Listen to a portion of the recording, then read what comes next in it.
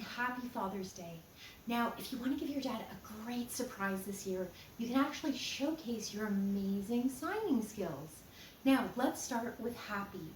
You're going to bring one hand or two to your chest with your palm flat and your fingers touching.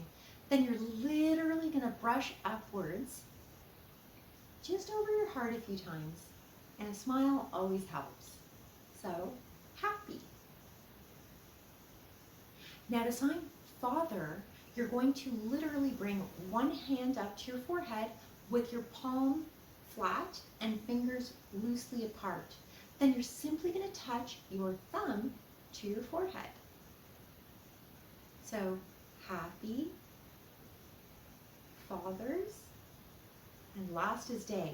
Now to sign day, bring one arm up about belly height with your palm parallel to your body and facing downwards.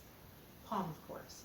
Now with your other arm, you're going to literally rest the elbow of your fingertips of the first hand and literally draw an arc in a downwards motion with your pointer finger and your literal remainder of the fingers tucked into your palm.